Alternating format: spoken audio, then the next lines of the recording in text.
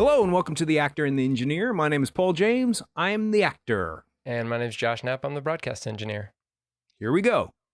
All right. Well, we are excited to have Justin Arner back. He is the producer extraordinaire, and he's probably won more. I don't know. Have you won any more Promax Awards or Emmys? No, not since, I don't think, the COVID year was a weird year. So, no. But also, you don't have enough shelf space to keep Well, that was them the all. other So, reason. I had to build a shed and then rent a double wide for all the awards. So, yeah.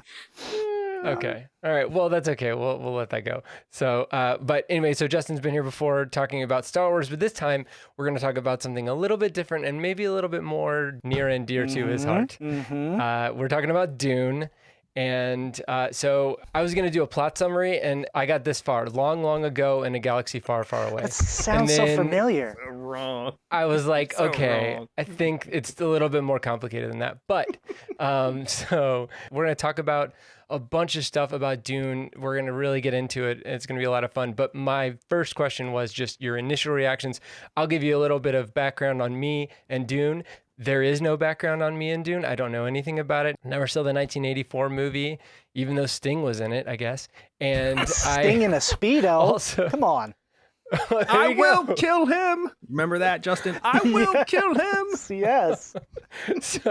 So I came into this cold, barely saw any of the trailers, but I really enjoyed it. But I'm going to let Justin, you go and tell us what you felt about it. Well, I mean, first of all, thank you for having me back. I guess I didn't screw up too bad on the last two.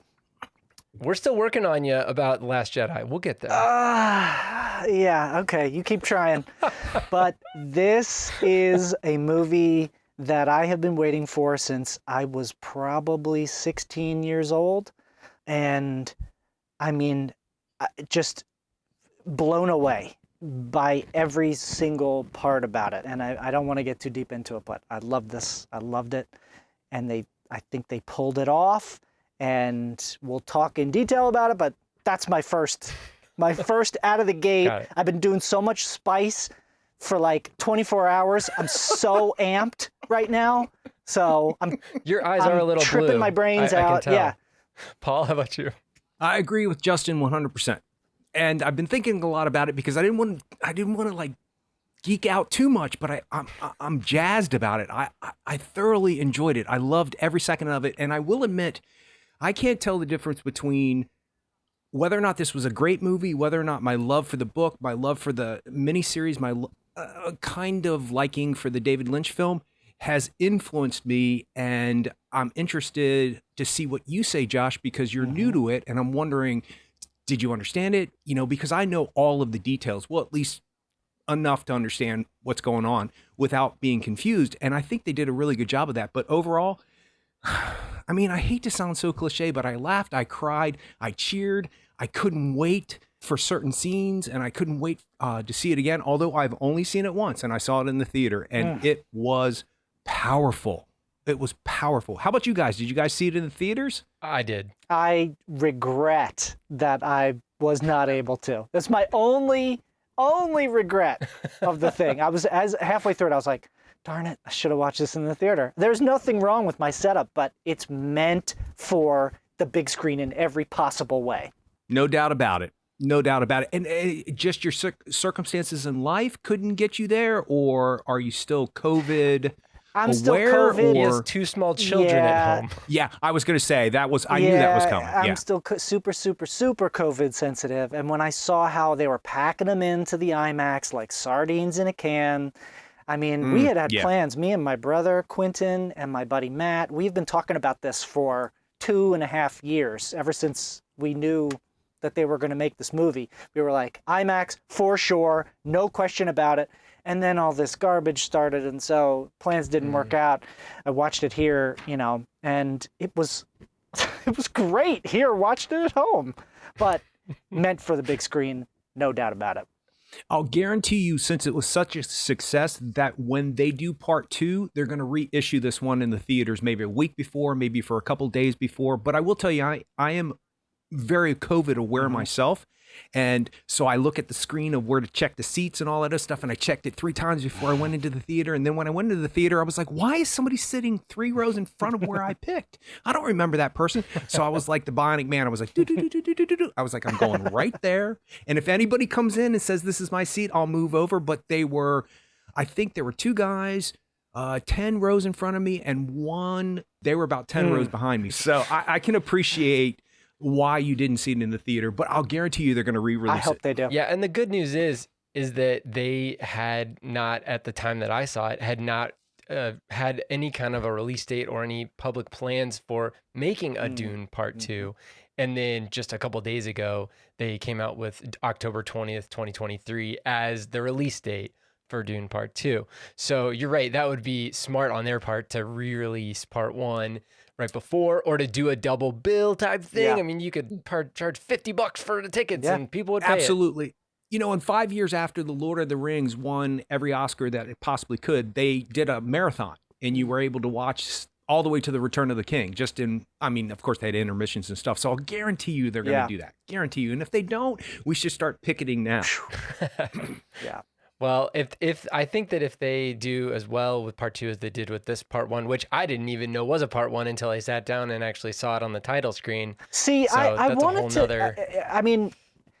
Do you guys feel like the marketing for this movie? I feel like it was a little dishonest is too strong of a word, but I feel like for new people coming into it, they expected a story, with a beginning and an end. And then that title screen, I was shocked too when I saw it. Even I knew they were going to make 2 movies, but I was like, oh, this is the first time that they are admitting that this is just Part 1. And they've already got your money. Yeah, right. It's too late. They didn't get my money. I watched it on HBO Max.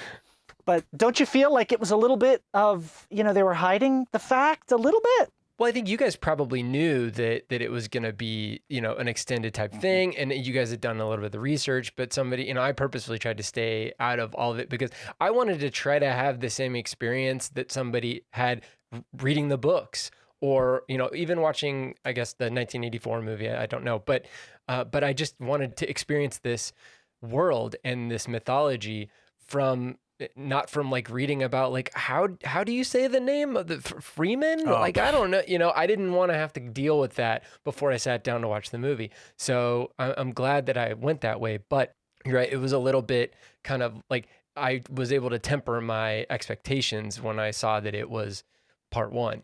But I could totally see people, kind of wanting to go to a movie or, turn on a movie on HBO Max on Friday night and have fun and, listen to their awesome speakers or whatever. And then they see like, oh, well, great. Now I'm just waiting. I have to wait 2 years.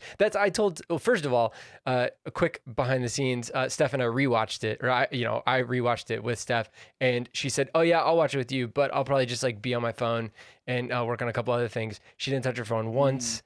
And she watched the whole thing, and it was like 11 o'clock at night when we got done. And she's like, "It's late," and I was like, "Yeah." Well, it's a long movie, but still, she was engaged the whole time. Never checked her phone, never checked the time. And then when she was like, "Okay, so when's Part 2?" and I was like, "Well, it's in 2 years." She's like, "What?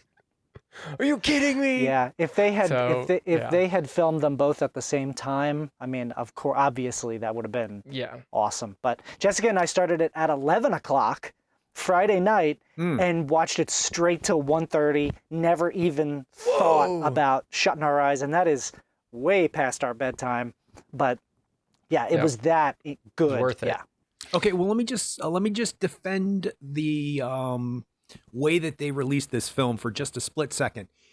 Not that it needs my defense, but they did drop a trailer a couple of weeks ago where you see Zendaya say this is just the beginning. So they did hint at it. Now, they didn't really rev it up. Well, my question is, and I'm sure we can't answer it, is why were they not planning on doing a Part 2? How could they have done, really? And then they would just left us with this? See, that would have angered me. I would have been like, are you kidding me? After all this time, what's it been, 40 years since the last one or whatever it's been, 1984, 85? All this time we've been waiting for an adaptation that works completely. And, Denis Villeneuve. And by the way, as for names and anything about pronouncing anything in this film or any people working on this film, all bets are off. Whatever comes out of our mouths is, Oh no, I'll is how correct it's you. pronounced. I'll because correct there you, are Paul. I got it all. okay. So the point is that I can't see why would they even plan not to do a part 2. You know, that would be perplexing to me, especially if, you know, I don't understand studio executives and I don't understand Hollywood, so I wouldn't know how it functions. But walking into a test screening of that and seeing that and not already having a part 2 ready to go when you have to have people on their contract, there had to have been something in their contract that said, if it made this amount of money, we're going to do part 2. But can you imagine if they didn't? I think Dune has a lot of baggage with it. I think the movie in the 80s, I think the book, I think the notoriety of how not for the screen this book was for so long. And maybe they were like, okay, this is a gamble and not a sure thing. That's the only thing I can think of. Even with this stacked cast, with these special effects that are like top notch, they still maybe considered it like, I don't know if this is gonna work. Yeah, it was $165 million gamble. Yes, it was. Now, yeah, but didn't it cost less than Jungle Cruise or whatever that Disney movie was with The Rock? Probably, but really the question would be is would Denis Villeneuve, who very much like you, Justin, when he was 14 years old, he read Frank Herbert's novel and was like, this is the movie I want to make. And he realized very early on that he wasn't going to be ready to make it until he got to the point that he's at now. Because you can kind of see his progression. The movies that he, Prisoners, even Sicario, where he's getting action. And then he moves into Arrival, which is sci-fi. And then he moves into Blade Runner 2049 underneath Ridley Scott. And so he's kind of like taking these stair steps up to the point where he's like, no, you will give me $165 million and I will make half of the first book. Yeah. And then they said yes. So yeah, I'm wondering if they would have been like, you know what, we'll give you $200 million. You can make both movies, both at once, and you'll be fine. And he may have calculated out and realized that's not enough money. The second one's going to, if they do it right, the second one will cost more. Because it is filled with, oh my gosh, the craziest crap you've ever seen in your life. Hey, I have a question for you, Justin. Would you say this was half of the book? Wouldn't you say it was more like 2/3? That was the perfect place to end it. And coming into the movie, I thought, okay, I'm pretty sure I know exactly where they're going to end it. And it makes sense because this is the first half of his hero's journey. Is meeting the people that he's eventually going to take the lead of, and he's going to be embedded with, and he's going to save. It would make sense to not get into that because actually there's a time jump, as you know, right after this part of like 2 years. So if they do the next movie right, which I have no doubt that they will, there'll be a little bit of a time jump, and this seemed to me just like perfect, but it was still too short. I still, as it was approaching, I was like, oh, they're gonna end it right here. I don't want it to end. So yeah, in my mind, it was done just right. I just feel like it was jam packed with everything, and in not a bad way. No, they did. They did take out some scenes from the book that I was expecting. They also compacted some scenes, like that last fight that he had with the knives, with the Fremen. That took place after he already got to the siege. And so they kind of put that before, and they shuffled things around a little bit, but stayed remarkably true to the text. And that's why I think this is a movie for everybody. Yeah, and hopefully if you're somebody who hasn't seen the movie, like I don't think we've necessarily ruined anything, but you also have no idea what this movie is about. Sorry. So it's basically, I mean, it's in a lot of ways similar to Star Wars, where you have a young person who is kind of like thrust into this position, and he's having to deal with different cultures and having to deal with being someone on a particular level and deal with people on other levels. And then it's an action movie, and it's multiple worlds, a whole universe, and an empire, literally an empire. And so it's, I mean, if I would say that like if people are down with Star Wars, then they usually definitely give it a chance. And it's on HBO Max. If you are a fan of any type of sci-fi for the past 70 years, then you know this movie. You've already seen this movie. You're down with this movie. So spoilers from now on is basically where I'm going. So there's no way to get into this without talking about spoilers. Okay, so both of you guys read the book, right? Dune, the first book. Yes. And Justin, you've read all of the books? Not all of them. I think there are 6 that Frank Herbert wrote in his lifetime. Then his son took over for him and wrote many. But I've read the first 4 by Frank Herbert. So that's Dune, Dune Messiah, Okay. Children of Dune, and God Emperor of Dune. Okay, and then Paul, have you read Dune? I have. And then I just recently went back to read it when the movie was announced. And I thought, man, I forgot about how hard this book is to read. I was like, my patience is limited. So what I did is I got it on audiobook and I read it with the narrator. And the narrator's voice became my mind's voice. And it was brilliant. I was like, yes, this is how I should have read everything. Well, back in the day, they didn't have audiobooks. And then you can hear the pronunciations of things when you do that. Right. But I'm telling you, and by listening to our podcast and by participating in our podcast, that me and the English language, we struggle sometimes. And in particular, people's names. Thank goodness for Justin and Josh. Thank goodness for Paul and James. Thank goodness. Because everybody has their own way of pronouncing it. Like you guys just said Fremen differently than I've ever heard it. Like, okay, real quick. Harkonnen. It was Harkonnen in the David Lynch book. It was some weird version of Harkonnen in the audiobook, and then now it's Harkonnen, like straight up Harkonnen. And I'm like, okay, whatever. Those bad guys. Those bad people. Yeah. So what do you guys think about how the writers were able to, do you think the writers did a good job giving us enough information, especially at the beginning, without stringing us along and giving us enough information and then also keeping it an action movie? Because in a book, you can kind of spend a lot of time just dumping exposition on people and people seem to be okay with it. They'll stick with it, but it's difficult to do in a movie. And they did lean on voiceover, but it was also voiceover from a Fremen, from someone who's not the main character. So how did you guys think they balanced that? Justin, what did you think? I forgot about the narration in this movie. You're right. It was Zendaya, right? Yeah. It's Zendaya, by the way. Freeman. That's what Paul Come said. on, Zendaya. See? Tomato. See?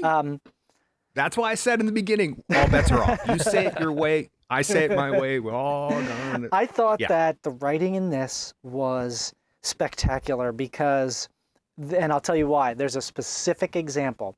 So after Paul passes the test of the Gom Jabbar and the Reverend Mother is leaving, there's a scene with Paul and his mother Jessica while the spaceship's taken off. And it was kind of quiet.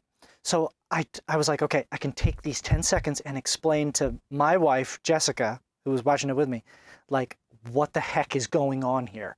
So I started to, and then all of a sudden, the characters on the screen started talking. They explained everything that I was trying to explain so much better than I was. So I was like, okay, I'm going to shut up and I'm going to let you watch the movie. Because the movie was explaining things as it went and just condensing it and making it so succinct and explaining complicated story beats and characters and just making it in its simplest form. And I was like, that is some good writing. I agree 100%. I think that Denis Villeneuve has proven that you cannot spoon feed, which is some directors do, and that's fine, and some screenwriters do, but he allowed the audience to absorb what they could absorb, and he did it in the most fascinating ways. Like the sign language stuff is not in the book. And I thought, yes. And I thought that's clever. And in the David Lynch version, there's all these voiceovers. And in the extended version, which I've watched a couple times too, by the way, which my mother loved, which was odd. By the way, real quick story. I come around the corner when that was on cable and it was the extended version. I go, what are you watching? And she turned to me. She was folding laundry. I'm not kidding you. And my mother, Justin, is like a mother, like your traditional looking mother. I said, what are you watching? And she goes, Dune. desert planet Arrakis. And I was like, what is happening here? And she goes, this is the extended version where more things are explained. I like it better, but they talk too much in this one. I was like, oh, okay. I forgot. She's the one who turned me on to Star Trek. And, I forgot her sci-fi affection. Anyway, so in the David Lynch version, there's all this narration, even in the beginning of the film. From different characters. Yeah, right. From a bunch of different characters. And the way that they did it, and we're going to talk about our favorite lines later on, or memorable lines. And I do have a very favorite line in this book and in this movie. And the way they did it in this version, I was like, yes, this is exactly, you just cannot underestimate your audience. And they do it fairly well. Like, in the book, they talk about the crest, the bull and the red crest. And they mention it a couple of times. And in the Lynch version, it's literally this big red crest. And I mean, it just sticks out because their jackets are like dark blue or black or whatever. And it just sticks out. In this version, they don't even mention the crest. You see the crest where you need to see it. The bull head, the little figurine of his grandfather fighting the bull. And I thought, that's clever. That's really clever. And instead of explaining the lineage and the ancestry of this family, they just go to a cemetery. And he goes, all those people. I was like, yes, that's a really smart way to do it. So yes, I thought when I reread the book, if that's what you want to call it, I could not come up with a concept of how they were going to make this make sense to people who've never seen it, read it, or don't know anything about it. And like I said, I have a hard time figuring out if I would have understood it because I do know so much about it. But really, honestly and truthfully, there are so many things that are just done with one look. Like, Josh, you know why the guy's eyes flicked back in their head? It's at the very beginning. He's like looking something up on the internet or something. I mean, it's right. See, he got it. Yep. They're a human computer. They're a human computer, and so you got it. Is that why he has the lip mark? Yes, and so does Pater, or however you want to say that name. And I thought, wow, because in the book, it's like 2 pages long of how they explain how this computer person works. And you're like, okay, we get it. And in the Lynch version, there's a narration and it's like, wow, and they do this and they do that. All they did was a flick. And I was like, that's it. That's it. The books are not really visual. They don't get into describing things a lot. And Denis Villeneuve is such a visual director. So it's perfect for him to describe things like the armor that the Fremen were wearing and like what even spice looks like. It's not really described in the book. Well, so okay, then for me, then that makes me think that with Frank Herbert, he's probably writing more in the style of like ancient history, like an ancient history textbook, and it just happens to be made up history that he made up in his own mind. And so is that kind of how the Dune books are? Yep. You nailed it. Yep. All right. Okay. Well, then you're right. That's not necessarily fun to put that exact thing on the screen. So it's good that Denis Villeneuve's able to translate that, and then the writers were able to translate that. He had a little bit of help with the script. John Spates, who started off pretty well with Prometheus, but then he wrote Passengers and The Mummy, and I think maybe he might have been in some sort of, I don't know, jail of some kind, scriptwriter jail. But then he also got Eric Roth, who has written Forrest Gump, and he won an Academy Award for Forrest Gump, right? Right, Paul? I don't know off bat, but that sounds right. I think he did. And he wrote Benjamin Button. He wrote Munich. So, I mean, like, that's a pretty nice stable of writers. He's perfect because he takes these epic stories and condenses them and for film. I mean, that's so perfect. Yeah. And yes on the Oscar, by the way, for Forrest Gump. Okay, good deal. All right, see, I'm trying. Okay, so I did want to talk about acting, and I wanted to kind of pick your brain, Paul, but I wanted to bring up like my favorite actor in this movie, which was Oscar Isaac's beard. It made up for amazing. Jason Momoa's lack of a beard. That's true. You're right, because he cuts it No, off. he had it. He He cut it off, which was I was odd. like, what? What happened? Is that Fremen based or something? Like, was he like, I'm a Fremen No, I now, think I'm he cutting off my grew beard? it for the Fremen, but then when he got home, he cut it. Just because he okay. knew he could not Okay. compete with Oscar Isaac's luscious full Whew. beard. As a man with a beard, I'm trying to get to that point, but I don't know if I'll I don't ever think do you it. will. It's pretty amazing. No, that's not true. He has a beard, then leaves, and then they go there, and he has a little bit of a beard, and then when he does his fight sequence, he doesn't have a beard. Yeah, he definitely shaves it off when he Jason shows Momoa, when he yeah. gives the compass to Timothée Chalamet to Yeah. Paul. So yeah, but I mean, there's great actors in this movie, and Oscar Isaac did a great job. But Rebecca Ferguson actually really impressed me. Like, she didn't impress me because I know she's great, Yeah. but it seems like she had the hardest role of anybody. Yeah. Jessica is my favorite character, probably from Dune, just because she's so capable in every way. I mean, just awesome. And she's got like her own agenda, her own plans. She's doing things for love, and also just like can whip some butt when she needs to. She's great. And Rebecca Ferguson was awesome. Yeah, and when she actually does the voice herself for the first time in that little copter ornithocopter, I mean Hopter. ornithopter in that ornithopter, that is, you feel it. So yeah. One question about the character, and then I want to get Paul's opinion on something acting wise. But there's a scene when it's like there's the Chris knife in front of her, and she's in this little like cubby hole, and there's a bunch of writing behind there, and there's writing on her face, and she has one of those little lip things, and her face is like it's like either she's covered with spice or she's just like this reddish hue. Is that Jessica, or is that another character that haven't seen yet? If I may, I can pretty competently answer that. I mean, it's going to go into the second movie. I won't spoil it. That's who she's going to become. Okay. All right. She's That's fine. I mean, she's I knew going it was into like a Super foreshadowing Saiyan thing. mode, like God mode. Okay. And Gotcha. there's something that happens in the Siege, in the Fremen Siege that they're going to, where, yeah, she's going to upgrade her skills, and she also has a child. Yeah, well, we knew that. We knew that. Right. Yeah, that she's pregnant. So. But that child, yeah. Okay, oh, that makes man, more that sense. child. No. All right. Good stuff.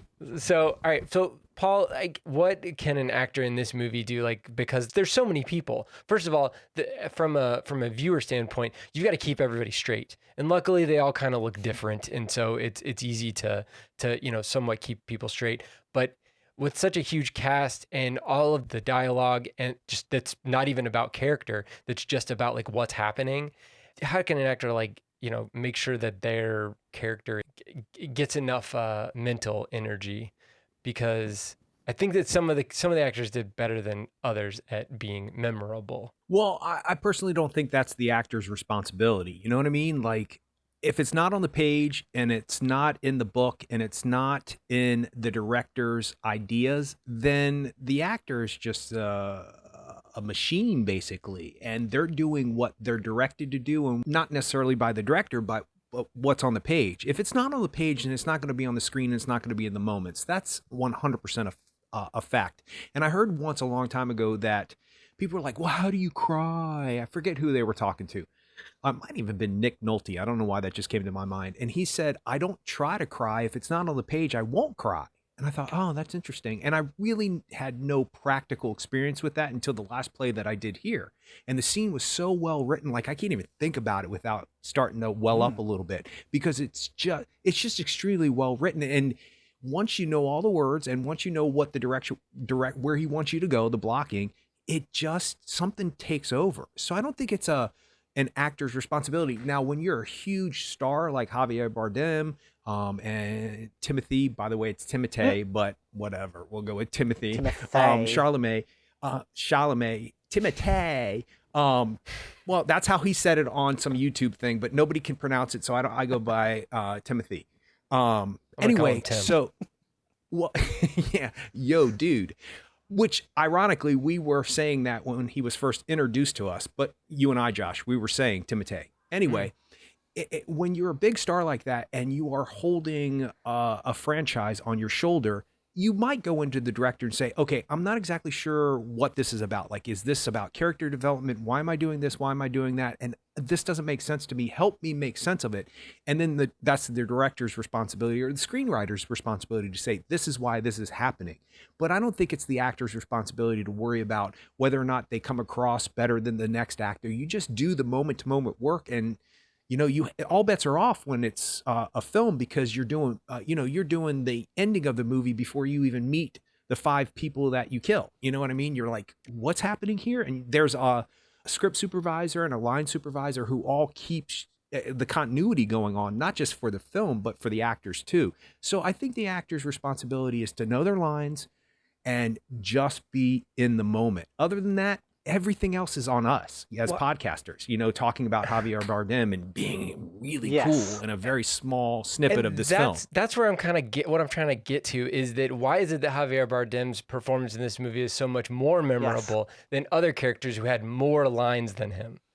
Because he's Javier Bardem. He owns it. I mean, because he's as soon as he does. For one thing, his entrance is so epic, and there's so much build up to this character. And again, like Paul said, that's out of the actor's hands. It's in the writing. Like, okay, we're talking about these people. They're called Freeman, and they're on this planet. And all of a sudden, oh my gosh, one is in the building. He's coming in the room. It's stinking Javier Bardem. He seems so uncomfortable in that room too. You can tell his presence in it is like he doesn't want to be here. He doesn't know what to do. He doesn't know how to act. He spits on the table and then he walks out. Love it. And then you're like, oh my gosh, that was Javier Bardem. Then you don't see him for the whole stinking movie. And then when you do see him again, he belongs on those rocks and in the desert. The way he moves, his physicality, he is Stilgar, that Freeman. He's amazing. Amazing. And just to piggyback on that, actually, the only responsibility the actor has, in my opinion, my humble opinion, is the responsibility to what the screenwriter said. Okay, Stilgar walks in the room with this intention, and there's a moment where he stops and he's still got the hood on. And he's kind of hunched over a little bit, and then he stands up a little bit, and then he struts in, and then he does the same thing before he walks out. He pauses right before he actually leaves. And that's probably a choice based on, of course, being brilliant like Javier Bardem, but that's a moment and a choice he made based on something that was in the script. No doubt about it. And if it wasn't, that's why he has umpteen Oscar nominations and an Oscar, because that's what a great actor does. He takes a simple moment and he or she turns it into something, just the flick of a hand tells you so much about him. And just when he turns that corner and you first see him, you're right, Justin, because you're like, oh, there he is. And of course, knowing about him, you're like, oh yeah, this is serious now, because that's a serious character. And when you watch it again, you'll see he's kind of hunched over and then he stands up. Like, I am no longer going to let you, this is my land. I'm walking on my land. So good luck with all that. And then when he does it and he walks out, he does the same thing. So I think the moment to moment of interpreting what the screenwriter wrote or what the director wants is really the only responsibility for an actor. But you're right to point that moment out, Justin, because it's intense. Well, let's compare that to Stellan Skarsgard, because, I mean, he's obviously behind a bunch of prosthetics and all that stuff. But it just seems like, I mean, he's an amazing actor also, but it just seems like either the character, the way it's written, is just like, it just seems, the Baron Harkonnen, as we were talking about, it just seems like it's a played out character, and there's nothing that's added to it by either the writing or, I don't know, maybe the acting. I don't know, maybe he didn't have enough to do. I mean, he was in a pool of his own pus for half the movie, so I don't know. I'm getting a pus pool installed in the backyard next week. It's going to be good. People pay thousands of dollars to do that. I want to stand outside it, and if anybody who walks by, I'll go, he's almost healed. his healing Only is if done. you dilate your pupils to be like huge, shave your head. No, actually, Josh, you're right. He was the only character that I was slightly disappointed in, because actually on like the 4th or 5th, because I've read Dune at least 4 times, maybe 5. Wow. And at like the fourth reading, you're like, wow, Harkonnen is more of a sympathetic character than you initially give him credit for. Like you can see why he's doing what he's doing, because there's a lot of scenes that were cut. I mean, not included in the movie, probably not even shot, because he's a real bad guy. I'm actually glad they cut or didn't choose to show some of the scenes that are included in the movie, because, he's pretty despicable, but his motivations are actually like, oh, okay, yeah, I get where he's coming from. And in the movie, it just comes across as like the big bad guy, literally the big bad guy. And he's a little bit too, it's just black and white. Everything's black and white. And you don't know why he's doing what he's doing. But I thought the makeup looked awesome. And yeah, you're right. Skarsgård is awesome. Yeah. He owns it. But there wasn't much to do. Well, that goes to making a movie out of a book. You, one, can't put everything in it. And two, on the screen, things are not out of disrespect to films, because we love films, but they're a little simpler. The bad cowboy wears the black hat. The good cowboy wears the white hat. That's changed now, thank goodness, getting a little diversity when it comes to stuff like that. But he's the bad guy, and you need a bad guy. It's just that, and I don't know, Justin, you could probably speak on this a little bit more, but my understanding is, well, first of all, I never understood, and I don't understand the interpretation of the Baron as this disgusting creature bad guy. He is the leader of a house of like high stature in the Empire, like in the universe. The House Harkonnen is huge. And my interpretation of the character in the book, I think you're right. He's multi-layered, Justin. And I think it comes down to he's never gotten respect. The House Harkonnen has never gotten respect. And so he makes the deal with the Emperor because he wants to prove that his house should have respect. And that comes across way more interesting in the book than it does in a movie. And I don't understand why they keep getting the weight thing wrong, meaning the mechanism that makes him rise. In the David Lynch version, he flies like he's floating on a balloon or something. And help me with this, Justin. In the book, it's just a belt that helps him walk because he's overweight, right? It's not like this. He never flies. Although the tooth scene, when he's up in the ceiling, that was cool. But that also was changed. That was neat. But it's not like that. Yeah, that was changed. Yeah. For more of a visual, because in the book he just like gets out of the room as quick as he can, and the door just kind of behind him, and he's like, "What happened in there?" Because the whole room is now dead. But in this one, he kind of made a little pocket of air for himself, I guess, in the top of the ceiling. But yeah, they changed that. But you're right, Paul. You're exactly right. It was always portrayed as and again, Herbert doesn't go into huge detail about describing things visually. There might have been one sentence where it was like his suspensor belt, helped him to walk. Right. There was never any indication that he could get off the ground completely, but it sure looked cool. Yeah, it did. It did. It really, and with the long drapery coming up from it, very much. And then that long shot and that blurry shot of, exactly who he is. Now they blended two different things there, didn't they? Because with the poison tooth, you're right. He gets out of the room, but he does take a bath in that stuff throughout the book. So I think they blended two, and they gave that bath stuff in the David Lynch version. It's just ridiculously extended, and it's just absurd in a way, but it's Lynch, so I'll give him a little bit of a break. But they, like, I'm giving David Lynch a break, right? But they kind of blended two different things into one, and I like that, because you need an explanation of some things. But in the book, you're right, Justin, he has some habits that are not, I'm not so sure. What was this, PG-13 or rated R? It was PG-13. Probably PG-13.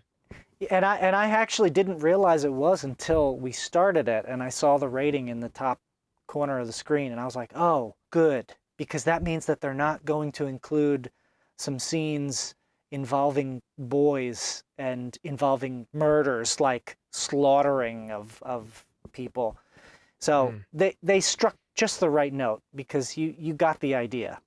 So is Zendaya gonna have more stuff to do? Oh my, Zendaya? yes, she'll be featured. Okay. She'll be almost the star of the next one. Yeah, it makes me wonder how many people went to see this movie because Zendaya was in it, and then they're like, oh well, she's in. She was in many 10 visions. minutes of it. So you got to see She her. was from the very beginning, and her voiceover. Yeah, she's in a lot more of this first part than I thought she was going to be. Yeah. Okay.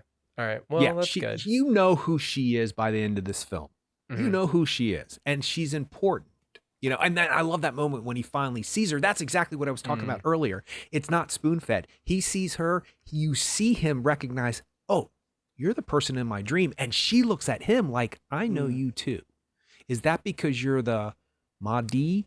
I don't know if I pronounced that right. But, or is this, what is this? Are you here to take over my land? Because they added that line in the beginning of the movie where she said, who are the next people to take over my land, or whatever that line was. That's not in the book. Our next oppressors, that kind of thing. Yes, our next oppressor. Yeah, because that's essentially what the story is about. Well, okay, and then also, lastly, on acting, is Timothée Chalamet better or worse than Mark Hamill as the head of a franchise? So stupid. It's so silly. Well, I can say Mark Hamill's been on Broadway. Has Timothée been on Broadway? Maybe not yet. So I just think of in Star Wars, 1977 Star Wars. I'm not going to call it A New Hope, but Star Wars. When he was whining, he was like, "I was supposed to go to Anchorhead with Tashi." Like he's just like a whining. Get the bad. power But converters. what about the power Yeah. converter? Shut your mouth, Yeah, it's Mark bad. Hamill. Come on. Timothée was not that whiny. He was a little dry sometimes, but that's the character. The character is supposed to be a little off-putting, and hard to read because of what he is in the process of turning into. I think he nailed it. yeah, absolutely. He's well-read, and he's uber intelligent. So much so that they mentioned that a couple times in the book that he has to watch his tone and attitude, especially to his father, because he is smarter than his father book-wise, and that's why you see the film books that he's watching, which I thought was a great interpretation in this because he does that a lot in the book. But the one thing that Timothy, whatever his name is, Mr. Chalamet, the only thing that he was responsible for, and this is out of his hands, is that he looked the right age. Because they talk about he is a boy on the precipice of being a man in the book. He is a boy. You are just a boy. And they say that to him in the film too. And he looks so young, even though he's kind of a little aged out chronologically in real life, but he looks innocent and he looks naive and he looks like he's being thrown into something and doesn't know how to handle it. Now, granted, as soon as he tries to use the voice and as soon as he lands and they're in the tent and that revelation and all that stuff happens, you can see he grows up very quickly. And you can see that he has to because she says to him, "You're now the Duke." So I thought he's perfect casting because he looks the part. The guy who's in the sci-fi miniseries is just too old looking to play this character. I mean, he's not old looking, but he's just... Well, Kyle MacLachlan was very too old looking. Yeah, he was. Even though he was the same age as Timothée Chalamet is now. When he did the original Is that right? Dune. I think so, if I'm not Well, mistaken. Timothée has one of those that's my only reservation for the second movie. How are they going to age him up a little bit? Because he is, and if these movies continue, he's just got one of those ever youthful faces, kind of like Tom Holland. Like, I don't know how old Tom Holland is, but he always looks like a teenager. He's in that Uncharted movie, and I saw a promo for it, and I'm just like, he just looks like a kid, and it should have been Mark Wahlberg in the role. No, it should have been Nathan Fillion. Yeah, well, yes. Yes. Totally should have been Nathan Fillion. But I think that, from what you guys are talking about as far as him looking that young throughout the whole film, it makes that scene at the very end where he does fight that Fremen warrior and his mom kind of saying, like, he's never killed a man Yeah. before. And that right there is kind of like, oh, we thought, yeah, wow, he is actually young. And because for these Fremen, I guess it's just like normal, or they've already been through enough wars with the Harkonnen to be battle tested. And then even though Paul has all of the facility and all of the fighting prowess to kill someone, it's always been with the shields on and with the, playing around with, Cable from Deadpool 2. And it's totally... I thought it was Luann from No Country for Old Men. Yeah. Okay, just for a side note, Chalamet is 26 and Kyle MacLachlan was 25. Wow. So, yeah. Wow. That's amazing. One of the things that Paul, that you brought up that they changed, and I don't know why they changed it for the movie, but in the book, when Paul knows how to walk like one from the desert with the limp and then the pause and then the turn and then step and then the sweep and then also when he knew how to wear a still suit, the movie made it look like he was doing research and he studied the books and he listened, he saw the tapes, the videotapes. But in the book, it was because he was accessing his memories of these previous lifetimes, and he remembered how to do these things from other people. I don't know why they felt the need to add that into the movie. Probably, I mean, maybe it's more visual and for clarity, which is fine. But it was just a little thing that kind of bugged me a little bit. Like, oh man, it takes away from his character. It did me too, because it's my favorite line. When he will know our ways as if he was born to them. I wrote that down. And yes. And I say that all the time. Like, I decorate for Halloween, Justin, and my house is crazy. And people will come by and be like, that's kind of scary. He will know his ways as if he was born to them. And people are like, okay, that's weird. I say that line about myself all the time. That is weird, though. That is weird. It is totally weird. Like, I get a good review or something, he will know his ways. Mostly say it to myself, but I have said it to other people and they're like, what? And so when she speaks it in a different language, I was like in an undertone. Yes. Oh, I loved everything about that, because when the scene was coming and she goes, you've worn a still suit before. And I was like, yep. And I thought, are they going to rely on him looking at the information in the beginning? Because I was disappointed. And there's 2 shots of that. Yeah. Because if it was 1 shot, it would have just gotten forgotten. But there's 2 shots of that. And so it kind of undermines that moment a little bit. But they handled it so well with her. Because I was like, how are they going to do that without narration in people's minds like they do in the Lynch film? But then they did it with a different language. And I was like, oh, I love everything about that. Totally. I'm going to have to learn it in that language. And I'm going to say that to people. And now they It'd don't be have a even clue what I'm weirder. saying.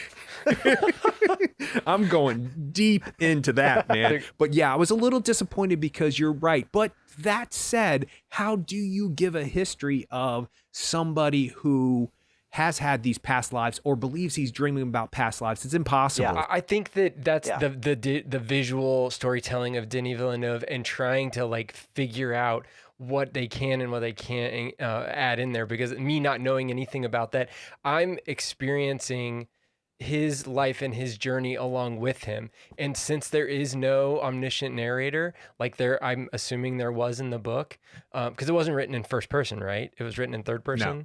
Okay, so since there is no omniscient narrator in this film, we're kind of moving along with him, and he probably doesn't even realize at the time throughout this film that he's experiencing things from past lives or seeing these visions, and the people do kind of talk to him a little bit about like, do you see things? Do you have visions of things that end up coming true later on? And he's like, well, kind of. So that I think is. He's still working through that, whereas you guys as the readers already know what that's about and why he's getting that information. So I wonder if they made a cut of the film without all those explainer, him watching the YouTube tutorials essentially on how Fremen walk, and then being like, okay, exactly this doesn't right, track. actually. Yeah, like how would he TED know Talk, that? Like actually. Exactly. Yeah. But how would he know that? And how would he be able to tell his mom that, if they, it just might have rang untrue or been like, wait, is he just making this stuff up? Because we've never seen a Fremen walk like that. We've never experienced it. Anything that simplifies or makes the story more palatable without sacrificing like the spirit of it. That's the only way I can phrase it. Is okay by me. Like, just go for it. Make it a movie that I can enjoy with my wife, who's never read the books, who's never even touched anything of this. Make it something that we can experience together and enjoy equally. That's a home run. It's incredible. Yeah, no, that's great. I mean, so Denis Villeneuve is like 54 years old. He's waited 40 years to make this movie. So I can imagine that he's had so many plans, and I don't know how many reams of paper he's written, and just like tried to like figure out, what is the compass going to look like? What is all that going to, and I think that the production design in this movie is spot on, but we kind of knew that he had those capabilities, just even the sparse production design of Arrival, a sci-fi movie that is kind of like still living in a real world.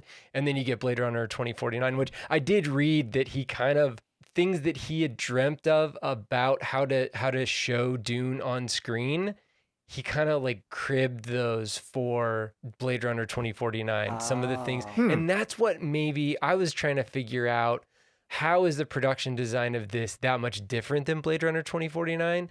Is it kind of like is this guy, does he have a particular look that he likes for sci-fi movies? Or is it that he wasn't sure if he was going to be able to make Dune, and he just wanted to see these cool Dune sets in a big budget movie, and he just made them, the whole wooden trapezoidal rooms, which do have a precedent in the original Blade Runner. I mean, that they do, but all Jared Leto's places, like that looks very much like the brutalist architecture you see in the spice mine that they were living at on Arrakis. So I don't know. I mean, what did you guys think about the production design? I mean, every shot in this movie could have been framed and put on a wall. And if nothing else, if I got lost in the story and I didn't care about the characters and I didn't care about the performances, there still is something to look at propelling me through this movie. So even if I had the movie on mute, I could still just be glued to it, because every costume, the designs of the ship and the designs of the interiors and exteriors, I was just like, it's always something to look at. It's awesome. Yeah, I agree 100%. But there is a similarity to the spacecrafts in Arrival, the kind of round bottom and the way that they kind of hover. There's a few of those in Dune, and they feel like they float or fly the same kind of way. But I was like, how do you go to a desert planet and everything doesn't look beige? You put yellow windows in the thoppers, and you're like, oh, okay. And that gives you a whole nother tone to this desert planet scheme or color scheme, and it textures it in a different way. So I was like, how is he going to do that? And then when I saw the trailer, and I was like, wait a second, Caladan, is that right? It looks very similar in tone to the tones of Arrakis. And I was like, wait, what do they do? But then it made sense, because you're talking about, I expected, because Caladan was a water planet, that it was going to be much more green and much more blue, but it's not. And that's because you can't have, well, from my opinion, you can't have a drastic, vibrant blue and green planet and then all of a sudden Arrakis.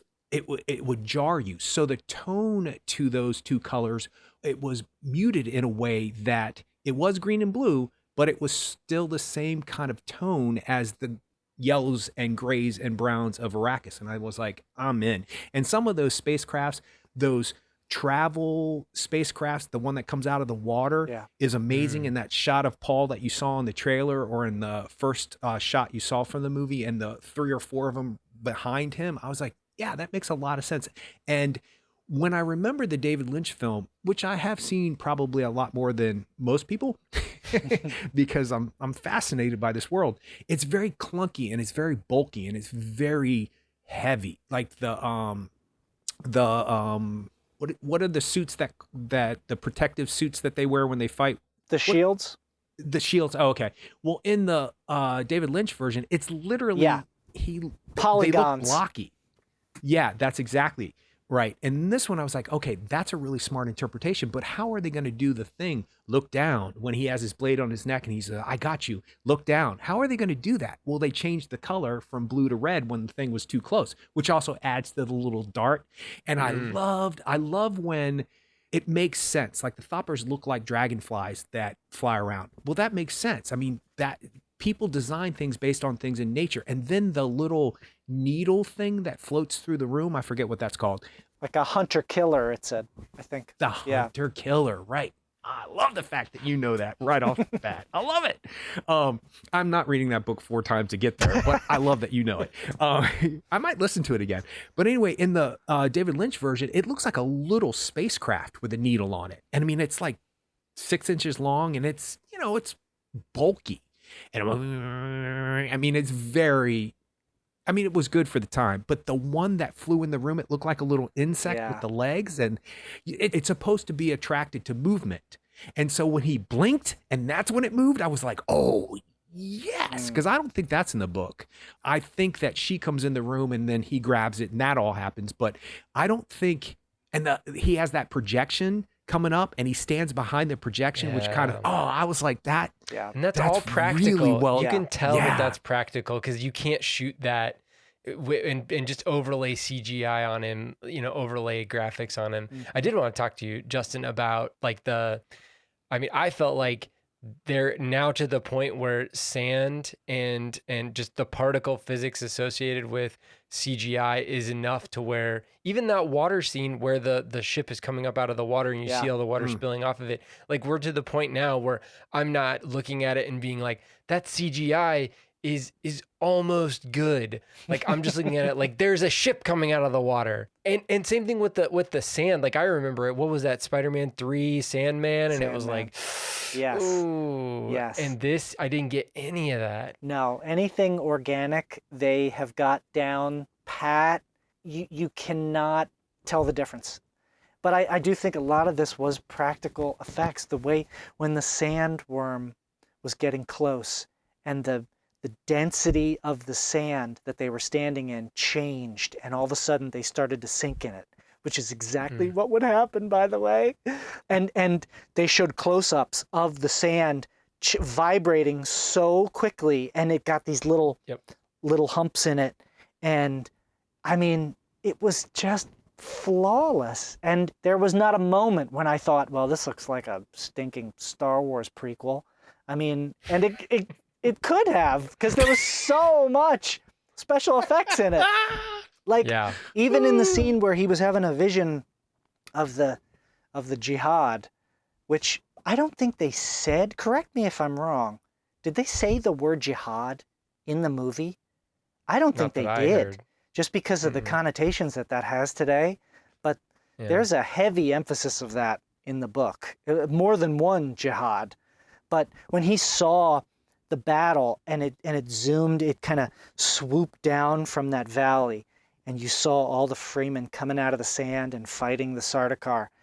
And it was like, oh, is this about to be some bad CG with a bunch of floaty looking character models? And no, they zoomed in, they kept zooming in, and with this fight, and he's fighting, and then he takes off his mask and it's revealed to be Timothy himself doing it. Yep. And with blue eyes. With blue on blue eyes, which is another thing that I think they did practically, because in the Lynch movie, the blue on blue eyes, you could tell they were added later, and they were like glowing. Like they looked too, I don't know, like super powered or something, because they gave off this unnatural glow. But in this movie, it just looked like they were stained. Like the pupils and the whites around the pupils just looked like naturally blue. I can't think of anything that I can gripe about as far as effects. Well, I can gripe about the ornithopters because they aren't actually. No. They're super practical in every way. This is the engineer in me looking at this, and I looked over to Steph and I was like, there's no way on Earth. Now, maybe they've got some different weird gravity air density over there on Arrakis, but there's no way on Earth that those ornithopters would be able to fly in the way that they're flying, because the arms of the dragonfly would not be able to vibrate that quickly. There's too much weight associated with the amount of weight necessary to actually push enough air to lift those devices would be so heavy that, and it'd be so far away from the pivot point that they would just rip off. There's no way they'd be able to vibrate that quickly. So it looks cool, but I'm sorry, I just went to sleep for a second. I didn't hear what you said. I'm sorry. Yeah, I pulled my earbud out. Whatever. Yes, you're talking about 2021 technology. This is what, 10109 or whatever it is, whatever year it is. So who knows what the different technologies would be. And plus it looks cool as hell, so Yeah. you're wrong. And speaking of, you know the Dune universe takes place in our universe. Like what we're doing right now, and everything just continues forward. And in one of the books, they make a reference to like old Earth. So it is supposed to be the culmination of like humanity. well, I know we've been talking about the effects and production design and stuff, but I mean, all of that really does like pay off with the cinematography. And we've seen a bunch of this cinematographer's movies, and I don't know if he's necessarily worked with. I think he did Prisoners with Denis Villeneuve, but Greg Fraser is his name. He did Rogue One. He did Zero Dark 30, some episodes of The Mandalorian. He's finished with The Batman, which is coming out soon. And both him and Denis Villeneuve decided to shoot the film digitally, which I think is a new thing for Denis Villeneuve. But the crazy thing that they did, which I've never heard of this before, is that when they got done with the movie, they printed it onto a 35 millimeter print and then scanned that 35 millimeter film print into a computer, and that's what they used for their digital intermediate, for the thing that they were editing with. And I think that it's kind of like one of those like generation loss things. You know how like a VHS tape looks different than a DVD even, or in a DVD it looks a little bit different than a Blu-ray. But you can definitely tell the difference between an analog medium and a digital medium, and I'm guessing that that's kind of what they did. Now they could have Justin, I mean, don't you have like film filters or something in Premiere Pro? You can just throw it on. Oh, sure. Yeah, anything you want. You can make it look. There must have been a practical reason to spend that kind of money and go to that type of effort to do that. I mean, he must have been passionate about this, which is awesome. Yeah. It makes me wonder if it was easier for certain scenes that they shot to send those digital scenes to the post houses, to the VFX people, and then any kind of like scene with a close up or a 3/4 shot of a character or something, like he wanted that kind of film grain look, and he didn't want to have to like fake it with a computer. Because something tells me that somebody like Denis Villeneuve knows the difference between a film grain plug-in on an editor and what actual film grain looks like. So I can imagine that he would be pretty specific about that. But I just thought that that's, like you said, it's a little bit extra to go, and cost and time and difficulty, but obviously worth it. But it also fits the story, because this isn't Star Wars. This isn't everything sleek and, perfect, and this is an analog world that they live in, and it's like rough. And so, I mean, that must have made some almost imperceptible difference in the visuals, that he was just like, yes, we're doing this and it's going to look awesome. And he was right. All right. Well, and we haven't talked about the score yet, but I was kind of bowled over by this score. My level of anticipation and my expectation for a Hans Zimmer score has actually gone way, way down, because I kind of feel like Hans Zimmer does the same thing every single time. I mean, I love the Dark Knight score, and I listen to it all the time when I'm, either working or trying to just like focus on something. And I listen to other Hans Zimmer scores, but they kind of all just like bleed together. And so that's what I was expecting for this movie. Then I come to find out that he actually turned down scoring Tenet to score this movie. And then I was like, oh, okay. And then this score it's all over the place, but all over the place in the best of ways. So what did you guys think of it? Yes. I did not realize it was a Hans Zimmer score until I was watching the credits, and I was like, oh, well, there we go. What stood out to me the most was two things: the Middle Eastern influence over the whole thing, and then the bagpipes, man. The bagpipes that have survived for 10,000 years into the future. Because also, that's how Caladan kind of was. It looked like it had Scotland vibes. You know? The ocean, the rough ocean, the rocks, the sparsity. You nailed it, Paul, when you said... Because the book described it almost like a jungle world, but this was like, oh, this is like northern England or Scotland. Like, there's fog and there's, mystery and everything. But those bagpipes, man, when they started, I was like, oh my gosh, this is legit. I think the bagpipes make you feel like you understand something about the world if you're confused at that point. Like if you're not relating to it, it brings you back to something you automatically know in this world. And it is ceremonial and it is something that they would use. It makes perfect sense. I like the fact that the score sounds ancient. It sounds like it was recorded 10,000 years ago, but 10,000 years in the future. It sounds like that. I will say this though.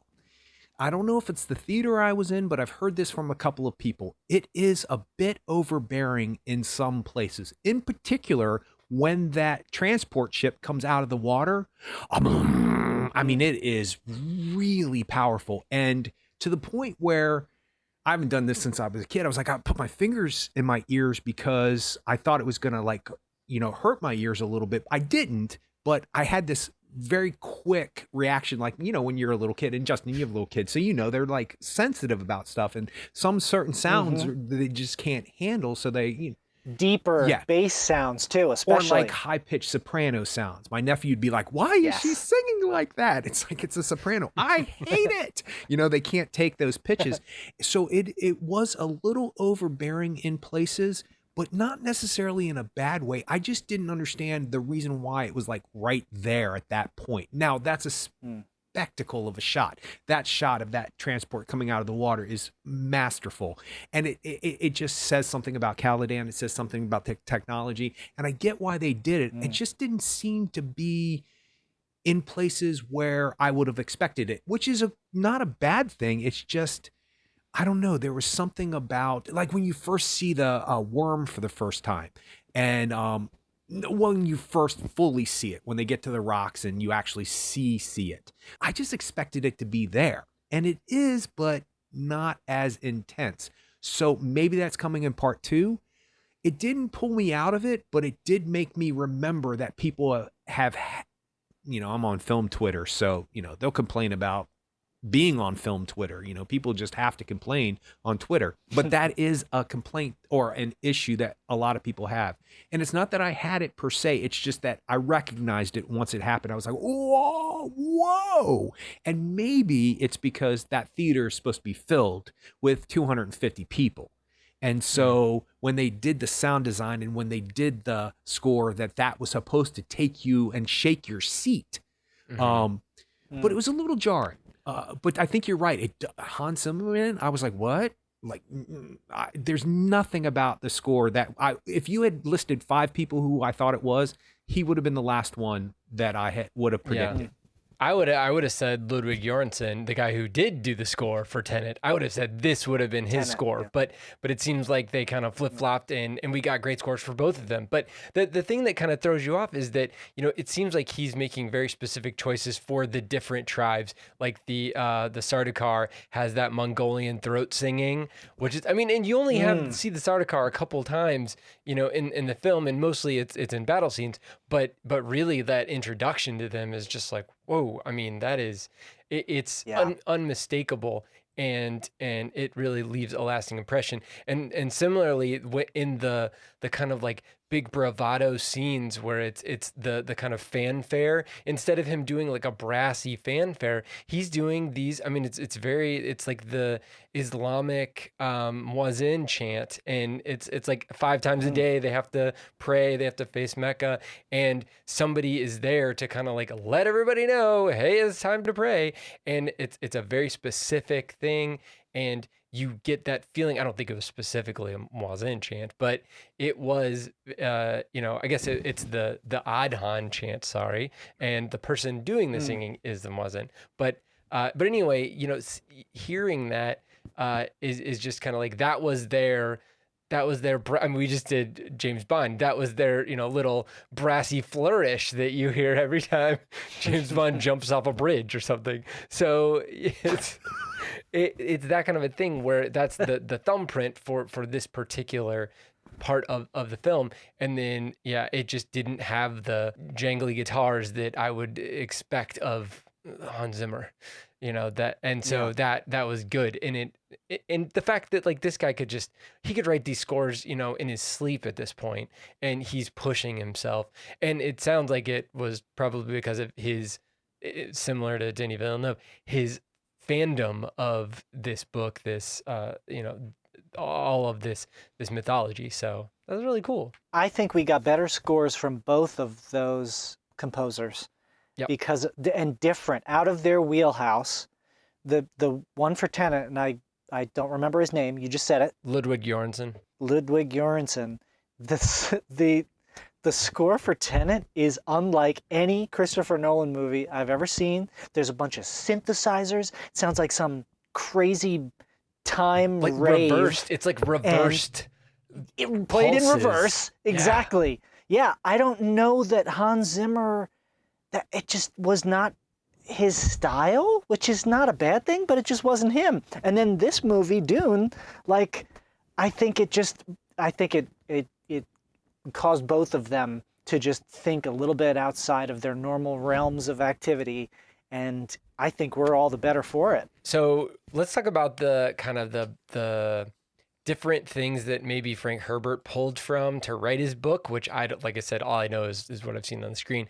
But a person coming, not reading the book at all, and just seeing what Denis Villeneuve puts on the screen, I see how a lot of different inspirations were pulled from for the main characters. I mean, I definitely see the hero's journey very similar to Star Wars. In fact, a lot of people have said, just in the stuff that I've been reading in the last few days, that Star Wars was kind of like this was kind of the proto Star Wars. This was like, you can't make a movie of Dune, even though I guess some people, Jodorowsky famously tried to make a movie of Dune, but that's a whole nother story, in the mid 70s. But George Lucas was able to kind of like fit together maybe certain things of this book and certain things with Joseph Campbell's hero's journey to kind of like form this story. And I also noticed a lot of Christian overtones and messianic overtones, and even the fact that the main character's name is Paul. And in the New Testament, Paul is very specifically someone who starts in one group and ends up being a leader of another group, a main leader of another group. He starts off being Jewish, but then also kind of being the lead Christian and someone who's bringing together former Jews and Gentiles into a Christian faith. So that I thought was, why did he call him Paul? I don't know, but that could have been a reason why Frank Herbert called the main character Paul. We obviously get a lot of Islamic iconography. We talked about the score specifically. And I think a lot of that probably has to do with it being on a desert planet and Islam being the primary religion of the Middle Eastern area. And so, you see kind of, it's like peppered in with a lot of these things, and me being a Christian and coming from the United States, which is primarily Christian or Judeo-Christian, I tend to see that a lot more readily than other faiths.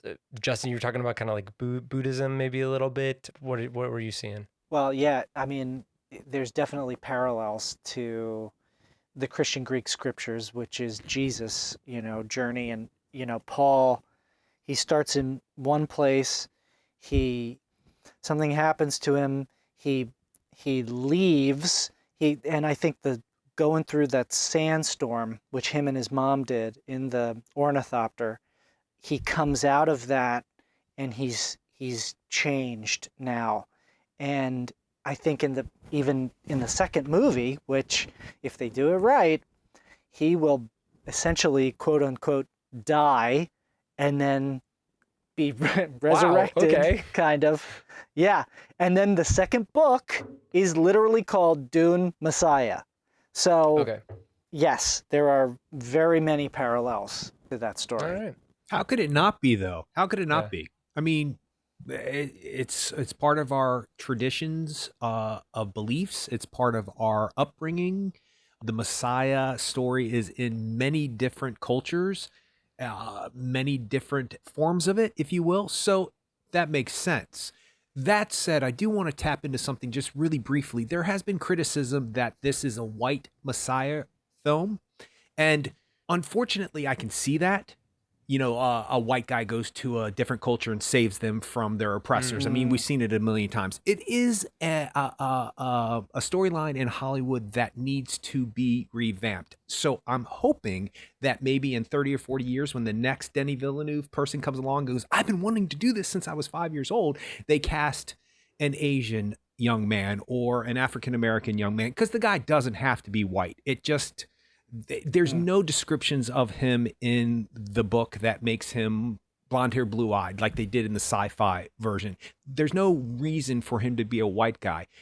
I can see how that might be off-putting to some people, but to me, it's a little on the nose to call that out, because I don't think that was the intention. I don't think the intention was to make a film that might be offensive to certain people because it is the white Messiah complex.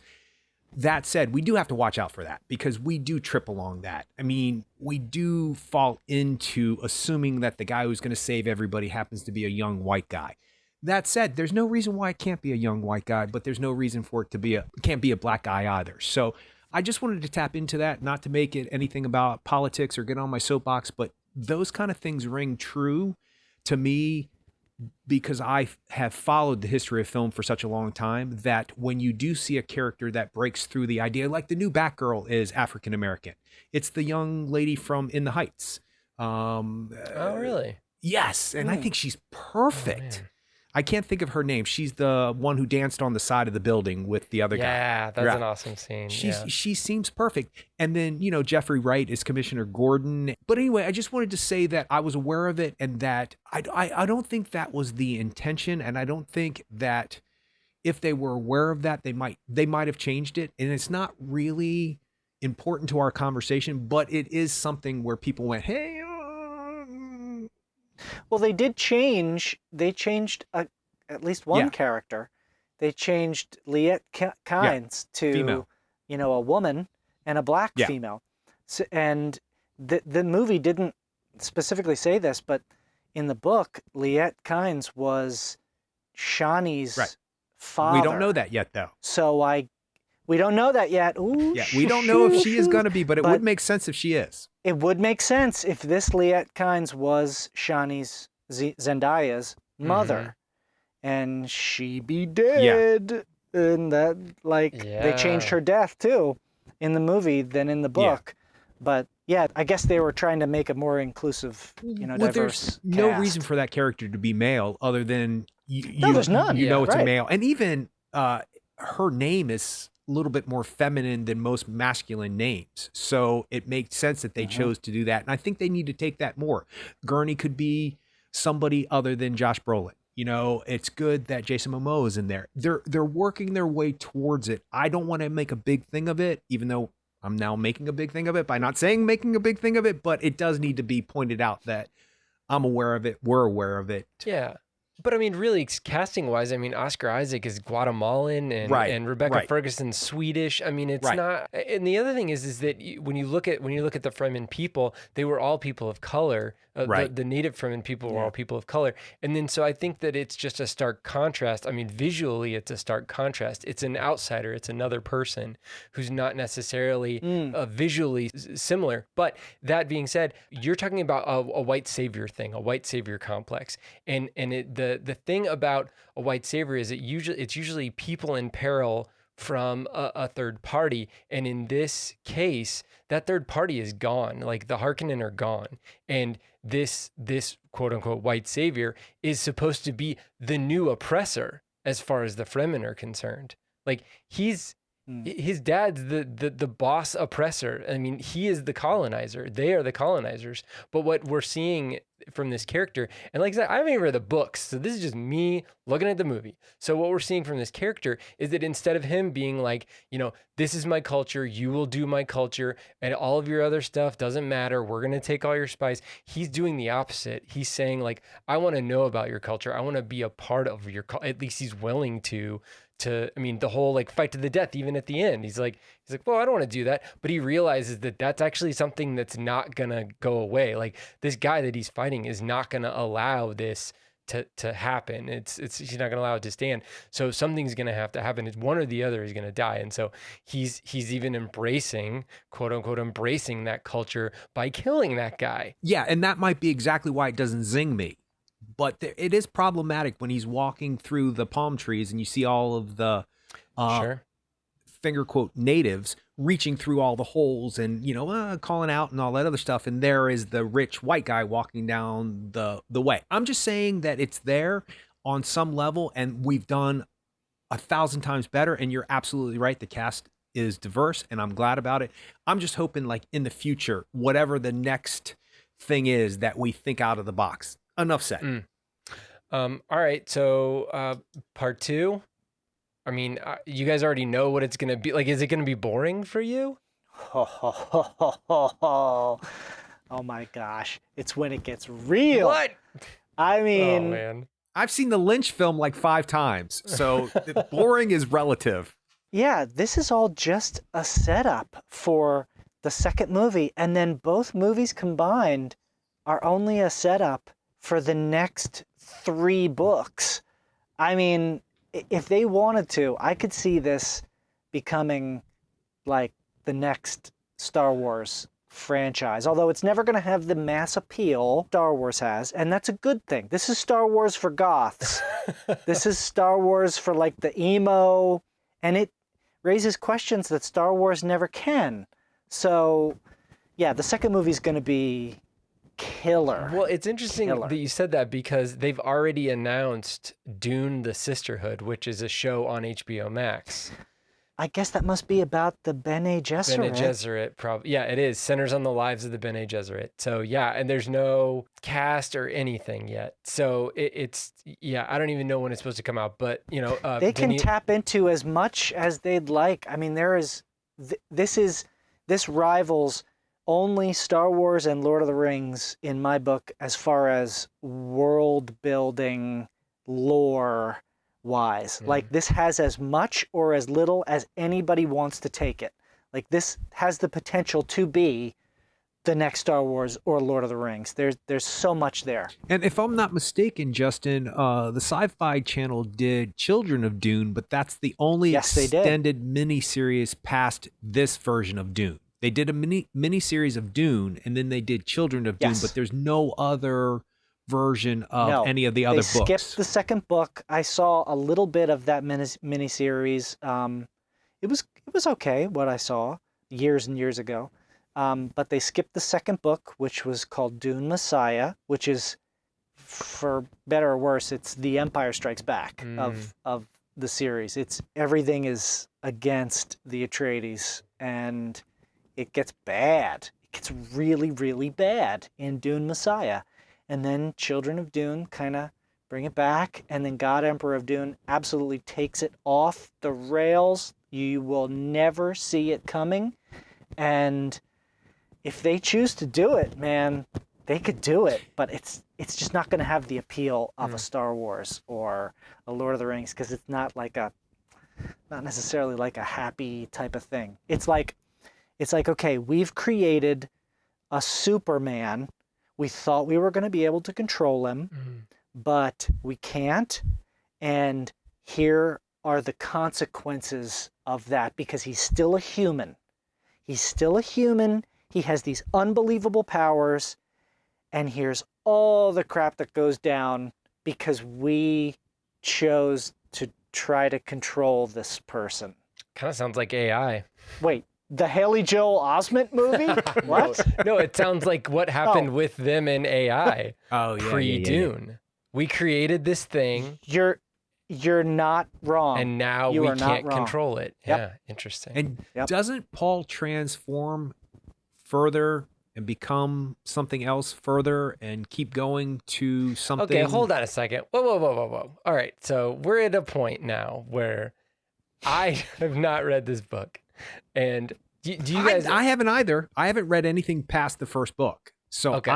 I've heard You're wanting to things. like just completely spoil it for everybody who's never read Now, this we book. said spoiler alert at the beginning of Not this for podcast. the whole saga of I Dune. didn't say anything. I want to spoil life for everyone listening We right talked now. about Just his spoil everything. transition from young man on Arrakis That's to true. Messiah / savior, and then he transforms further. What did I give No, away? I can tell you, in Dune 1, and if we're just talking about Dune, the Denis Villeneuve Dune Part 2, that movie will end on a high note.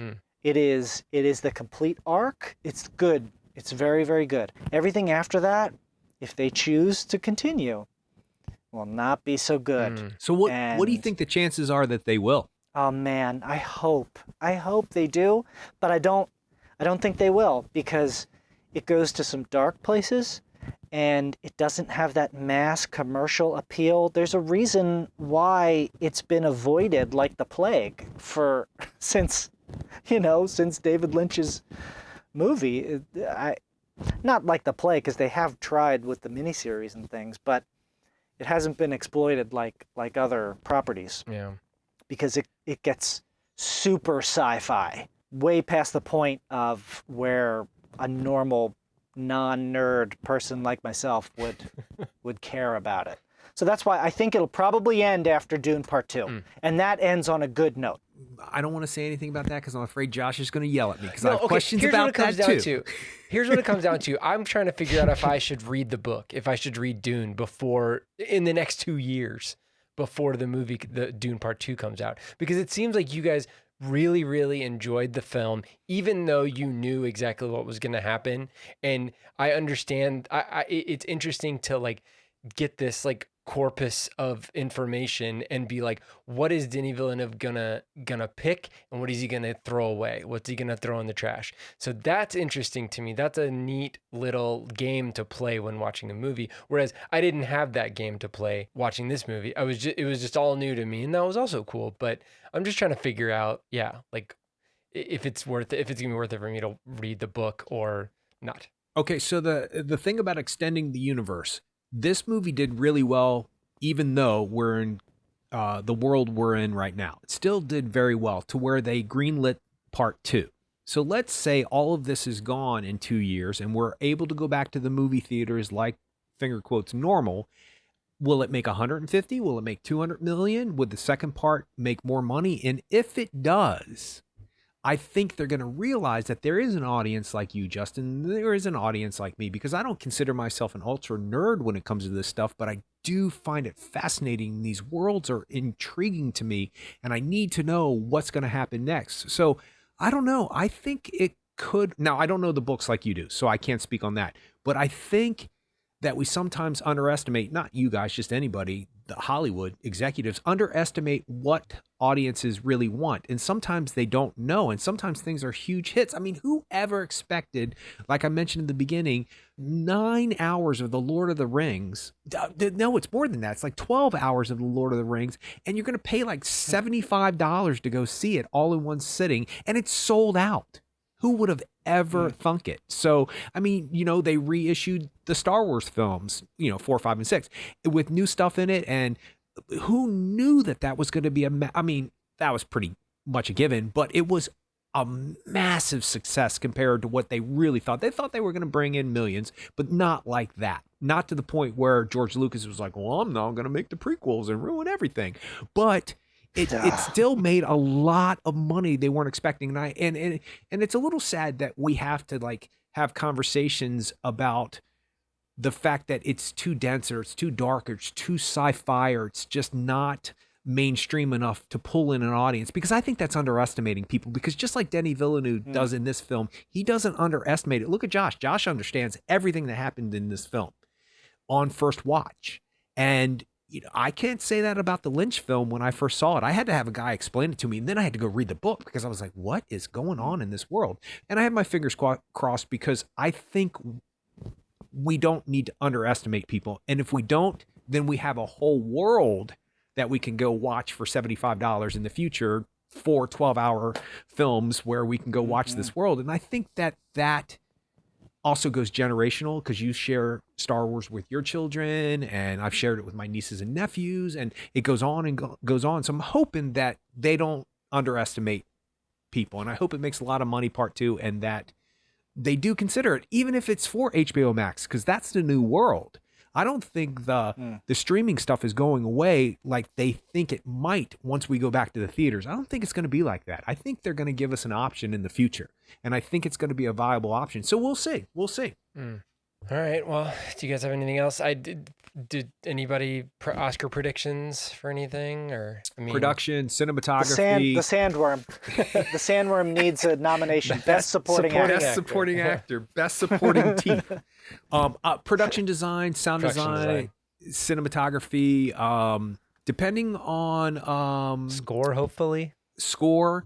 It's all going to be technical stuff. Although if Rebecca Ferguson continues, and in part 2 she gets to do the stuff that she does, if she continues, she could potentially, not this film, because I don't think people are going to look at it like that, but she's Oscar worthy in my opinion, or at least in for consideration in the conversation, because she really does knock it out. And if she does what the character does in the second film, there's a possibility. Same with Javier Bardem. We'll see. All right. I didn't get to say Gom Jabbar or Bene Gesserit or Kwisatz Haderach. Yeah. He is the Kwisatz Haderach. You remember the little girl from the David Lynch film? He is. And by the way, Sting is not wearing Speedo. He's wearing winged Speedos, just to let you know. Oh, is this the first instance of the Cone of Silence? Like outside of Dune, I've heard of Cone of Silence before. I mean, people say Cone of Silence. It's in the book. Okay. It's in the book. So I don't know if he created that, but it's pretty awesome in the fact that it speaks to the archaic medieval way that they still do things in this universe. Like there's still like overheard conversations and like palace intrigue. Yep. And so they have to have this cone of silence so that it doesn't carry in the echoing of the chambers. Yeah. It's so cool. Well, that's the same reason that they still use swords and not lasers. Because in the book it's explained that lasers will create a feedback, like it will destroy the shield. Well, if a laser hits a shield, it will destroy the shield and destroy the laser. Oh. So there's a relationship. Because it's this energy relationship. And also shields attract the worms on Arrakis. So nobody can wear shields. And they don't shoot guns at shields because, as we can see by the blue and the red visual cues, shields will deflect a bullet going too fast. It has to slow down its velocity to go through the shield. So that's why everybody's fighting with like these ancient swords and everything. It's just, as I said, it's like the coolest universe. It's better than Star Wars. And we could go as far as we want with this. That's awesome. Okay, according to Wikipedia, Cone of Silence was in Frank Herbert's short story, I believe it's called Ceasefire, in 1955. And then apparently became a joke in Get Smart. Get Smart. I saw it in Get Smart. So that was before. That said, it is extremely well done in this movie. It's so smart how the sound design did it. Oh, the sound design. And also, it's practical. The visual note, that actual cone is just a light, and there's enough dust in the air and dirt in the air that you see that light. Yeah. And did you guys see that scene when they were running through? They were leaving the herbarium or whatever. It was when Jason Momoa died. Yeah. And then they were running through those tunnels, and they had those beams of light with all the dust kicking up. Yeah. You could see that it looked like columns of light, even though it was just this light. I mean, that's all practical stuff that's in camera, because when they moved through those, you could see the light, reflecting off of them, and they were breaking those beams of light. And that's just a stylistic choice, but it evokes a lot. I mean, it's a real thing. Whereas it's not like people running on a green floor with a green wall behind them, it is completely in camera and real. So yeah, that's your brain picks up on that too. And that's why I look forward to watching this again. My wife says to me, I really want to watch that again. She just said it randomly to me last night. And that to me, and her name is also Jessica, and she may have been using the voice on me, but I am looking forward so much to watching it again with her, because there's all these it just propels you through the movie. There's always something to look at, something to notice. It's just awesome. It's just incredible. Right. You know how when you first read Harry Potter and you didn't know how to pronounce Hermione's name, at least I didn't, and then you see the movie and you go, oh, that's Hermione. You do it differently throughout the book. And then Hermione. Yeah, Hermione. Yeah, exactly. And then you hear it and you go, that's how it's said. The Cone of Silence, oh, that's how that's done. Because I've heard it read to me, but this made it come true. This made it like a for real thing. So I'm impressed by that. Yeah, the thumper, it's real. They really made that thing. And it's just a simple thing that just does exactly what it says. And it thumps, and it thumps, and it thumps. But there was a close-up of it. Real shallow depth of field. And you could see, the plastic or the metal that it was made out of, and you're like, oh my gosh, it's everything is there. It's tangible, like you said, Paul. It's so cool when you can see these things that I've been imagining for 30 years, and now I can see it, and it's one of a kind. Well, that thumper and that whole scene when she what's that character's name? Liette Hines. When Liette Hines